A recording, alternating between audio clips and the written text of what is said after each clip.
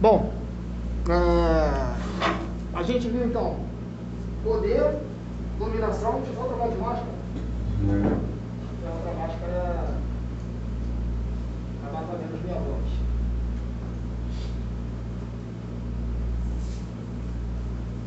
Acho que melhorou. Melhorou?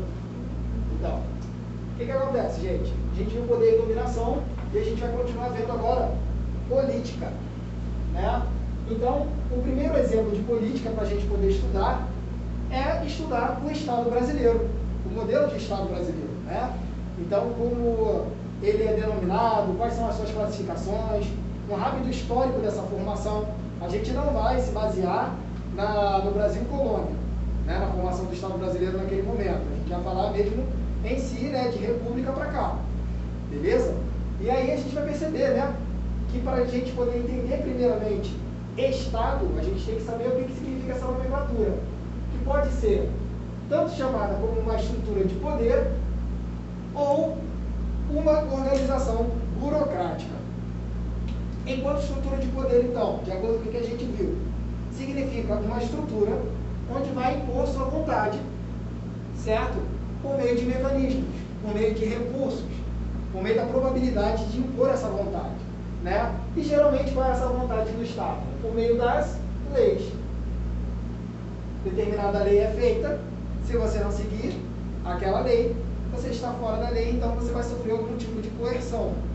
Coerção moral, coerção física, beleza? Que pode ser multa, ou dependendo da situação, coerção física, a gente ia dar logo o exemplo da polícia, né? Que é o poder de polícia, onde você força, né, a vontade do Estado ali, com relação à segurança, com relação a prevenir algum tipo de crime, ou punir, dependendo do crime mesmo, beleza? Na organização burocrática, a gente vai ver como o Estado se organiza. Então, como eu falei na outra aula, não tem como um governador só administrar saúde, cultura, educação, desenvolvimento, assistência social. Não tem como ele se dividir, é uma pessoa só. Então ele precisa de um aparelho burocrático para poder fazer isso. E o Brasil tem uma discussão aí já, que já está corrente, inclusive nos tempos atuais de governo aí, de política, de governo federal, né? Tem uma ala que defende a diminuição do Estado, né? Ou que a gente chama também, né, de Estado mínimo. Aí tem outro careca lá, dono de empresa, né, que apoia o governo federal, né, que fala que a máquina é muito inchada, que precisa enxugar essa máquina. O que é essa máquina, né? O que vem a ser essa máquina? Na verdade, quando ele fala isso, tem a ver com o Estado e como ele funciona. Só que é necessária essa máquina. Sem essa máquina, como ele chama, né, sem esse Estado organizado burocraticamente, a gente vai virar bagunça. Vai ter gente que vai desrespeitar leis, né? Quem tem esse recurso aqui, ó, vai querer ditar as regras sempre. Já dita, né? Em Estado capitalista, né, no sistema capitalista econômico, que a gente, inclusive, no Brasil vive. O Brasil nunca foi comunista, nunca foi socialista. É claro que teve governos, né, que tiveram um assistencialismo, né, mais próximo da população e etc., mas nunca. Isso aí é paranoia. Vai dizer que o Brasil vai virar comunista. Enfim, valeu. Isso aí já é uma outra discussão. Mas, né, então é necessária essa organização burocrática. E quando o Brasil se organizou nessa burocracia, né, ou seja, nesse corpo de leis e de pessoas, né, de corpo técnico para poder funcionar, ele acabou se dividindo aí no setor governamental, no setor produtivo e no setor financeiro. No setor governamental, a gente tem agências decisórias, administrativas e reguladoras. Tá, professor? Me dá exemplos aí. Bom, eu vou colocar a nível estadual para facilitar para vocês. Por exemplo, DETRAN. A gente está falando de direção aí agora há pouco. O DETRAN do Rio, Departamento de Trânsito. Então é ele que vai controlar, por exemplo, e decidir, né, sobre o trânsito no estado do Rio de Janeiro. A nível federal, você tem o DENATRAN, Departamento Nacional de Trânsito. O DENATRAN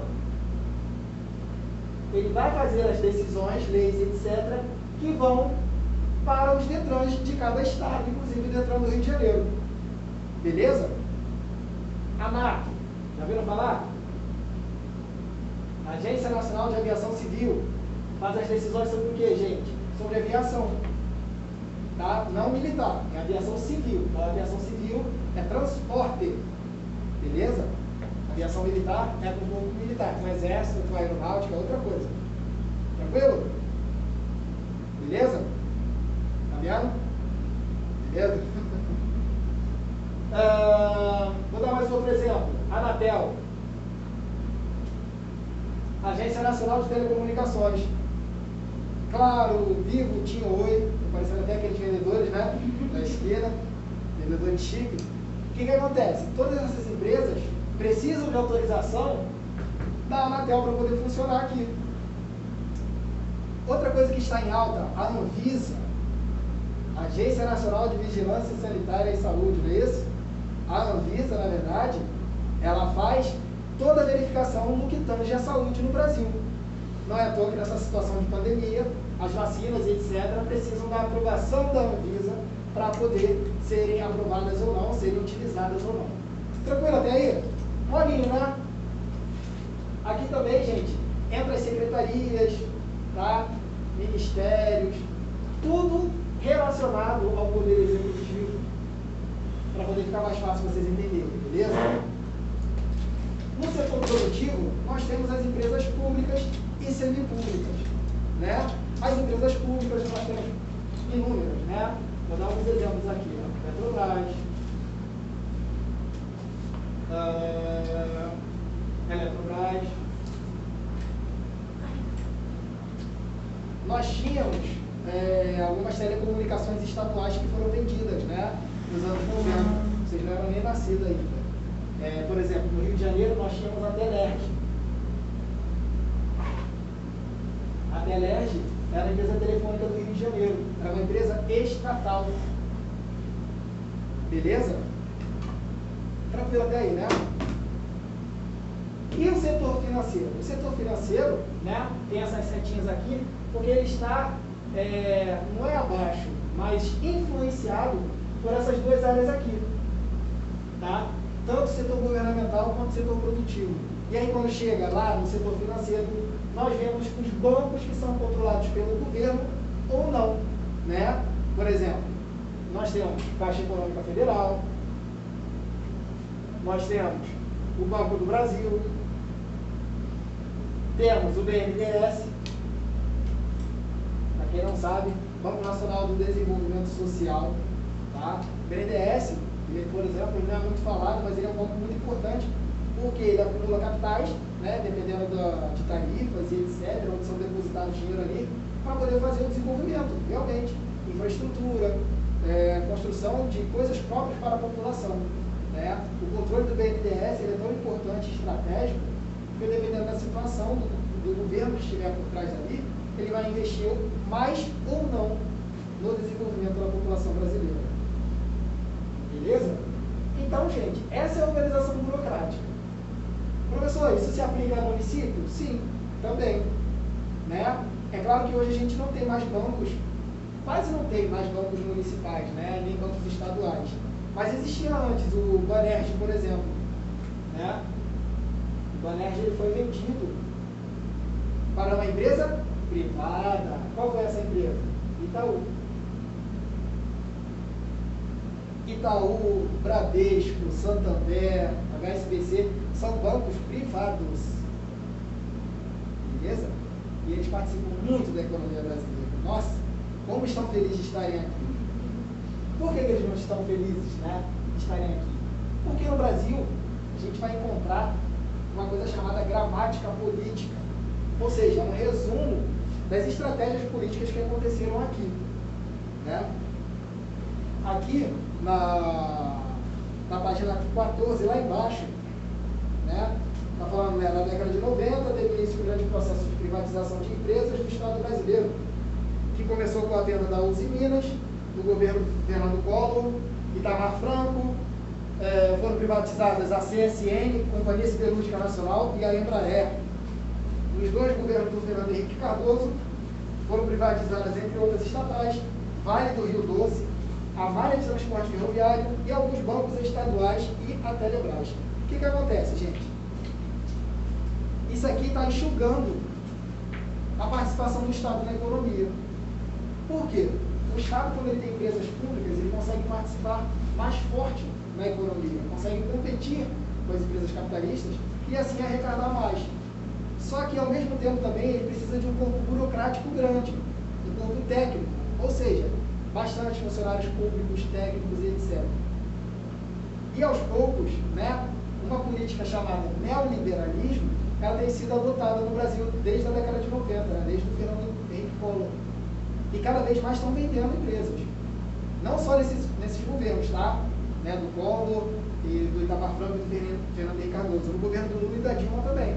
A gente teve venda aí de algumas empresas estatais. Tá? Não é uma coisa só do lado do capitalismo, não. Beleza? Aí, nós vamos ver, né, aqui no Brasil, um conceito, né, chamado de gramáticas políticas, que foi o que permeou, né, as relações do Estado brasileiro, que são o corporativismo, clientelismo, insulamento burocrático e universalismo de procedimentos. Isso aqui está na página 15, tá, gente? Na página 15 e 16. O corporativismo consiste nas corporações de empresas participando de decisões diretas do Estado. O que significa isso, gente? Representantes diretos nos interesses de empresas privadas participam de decisões políticas. Olha que doido, né? Eu sou de uma corporação financeira e eu participo dessas decisões do Estado. Eu vou fazer leis que vão me beneficiar ou que vão beneficiar os outros? Que vão me beneficiar. Esse é um grande perigo e o que aconteceu muito no Brasil e acontece até os dias atuais. Tá? O corporativismo, por exemplo, está representado nisso aqui, ó. Vocês já ouviram falar?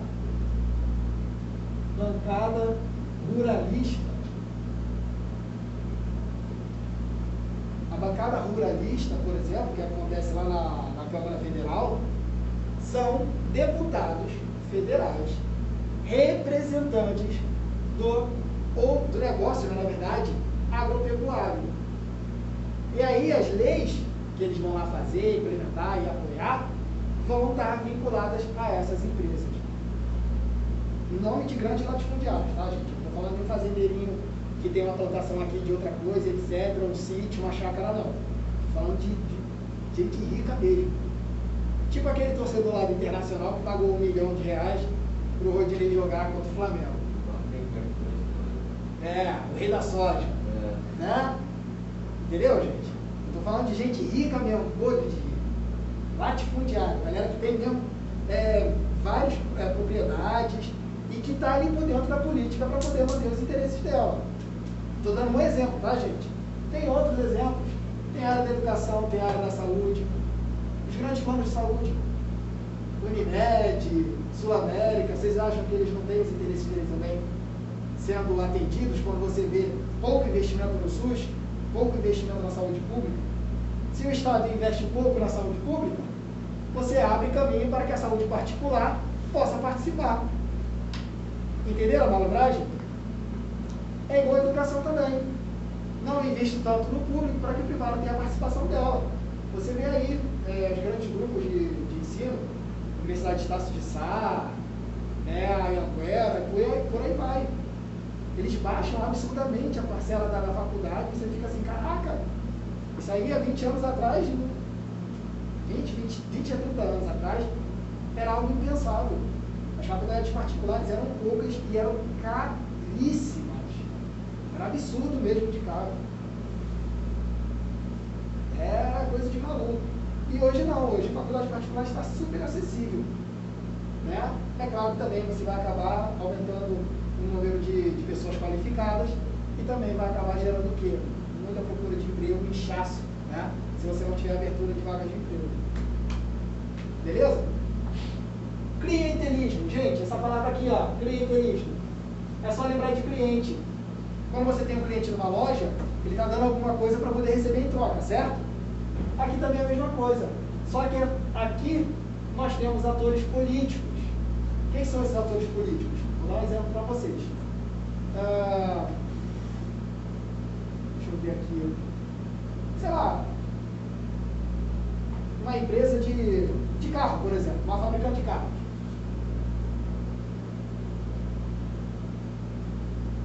Sou uma fabricante de carros internacional, já estou instalado em várias localidades do mundo e tenho interesse de chegar aqui no Brasil e também instalar uma fábrica própria.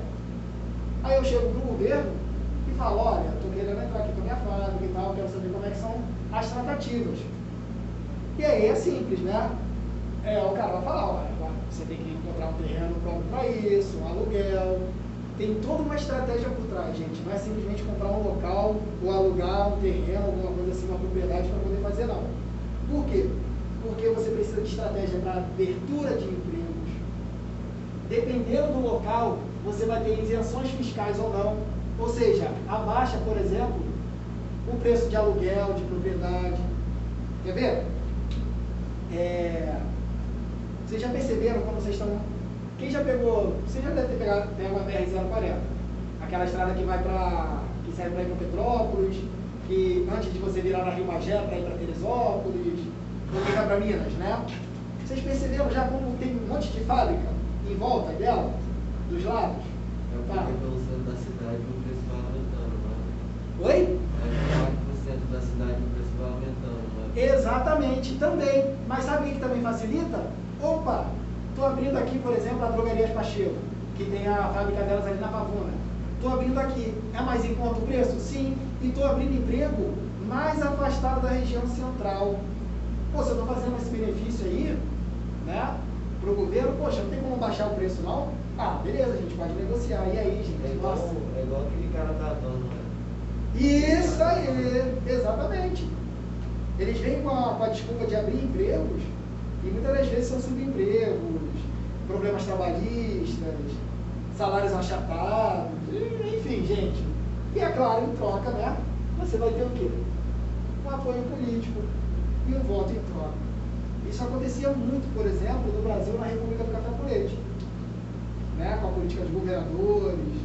Isso aí já é matéria passada, né, para vocês. Beleza? Insulamento burocrático. Insulamento burocrático, né, são ilhas de racionalidade que são comandadas por técnicos com autonomia política e também, como é que eu vou falar? Deixa eu usar a palavra da apostila que é melhor. Aí eu utilizo a palavra aqui.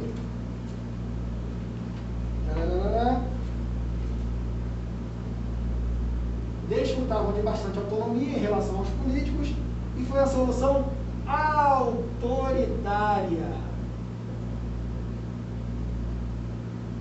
encontrada para controlar tendências clientelistas e filtrar pressões sociais sobre o aparelho estatal.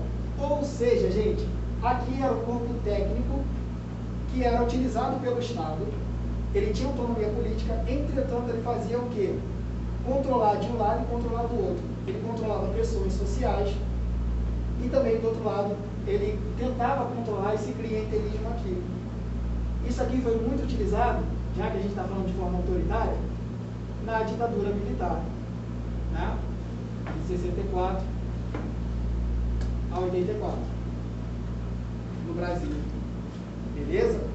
Essa forma autoritária, por exemplo, pressionava sindicatos, não deixava os sindicatos lutar pelos direitos dos trabalhadores, congelou salários, achatou o salário mínimo, o Brasil se fortaleceu, né, o milagre econômico, mas esse dinheiro não foi redistribuído.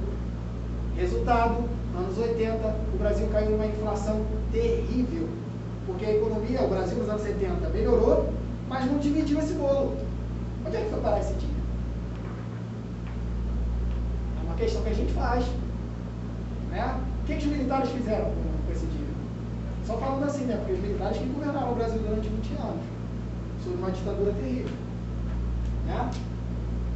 E o que mais está atualmente em voga é o universalismo de procedimentos. que é a dominação burocrática que a gente já viu, né, na aula anterior, onde o mérito é a importância para o recrutamento do Estado ou do governo. Ou seja, ao invés do governo, né, escolher peças para poder funcionar a sua estrutura, vai ser por meio de concursos públicos, por exemplo. Beleza? Eu, por exemplo, sou professor do Estado. Não é porque eu conheço o governador da época, o secretário, não. Porque eu fiz prova, estudei para aquilo aqui. Né? Passei pelo concurso para poder estar presente hoje lá. Por isso que é importante a presença também do funcionalismo público. Beleza? As pessoas reclamam, né, do Estado inchado, mas eu não sou vinculado a política nenhuma, a partido nenhum. Então, eu tenho, por exemplo, autonomia em relação ao governo. Por exemplo, se o governo quiser falar o seguinte, vou mexer aqui meus pauzinhos para poder beneficiar uma determinada situação, eu posso ser avesso àquilo ali. Opa, não, peraí, isso aí está errado. Porque eu tenho minha autonomia, por isso que é necessário ter as leis de funcionalismo público, de carreira, de você poder, né, não ser desligado por qualquer picuinha. Porque se fosse assim, gente, governo atrás de governo ia montar o Estado de acordo com a forma ele quisesse. E aí é ditadura, né? Enfim. Tranquilo, gente? Eu recomendo, tá, que vocês leiam essa parte da 14 a 16 da apostila, principalmente a página 15, a parte de cima, que está explicando, né, como que o Estado brasileiro se inchou, como ele foi diminuindo, tendo déficit democrático, né, fala sobre a participação da República Brasileira, tanto na Primeira República, depois com o Estado Novo, depois com a ditadura militar. Isso aqui é importante, beleza, gente? Então, leiam também essa página 15 e eu devo passar exercício depois para vocês, provavelmente também da apostila, tá? Mas eu boto no preço, tá?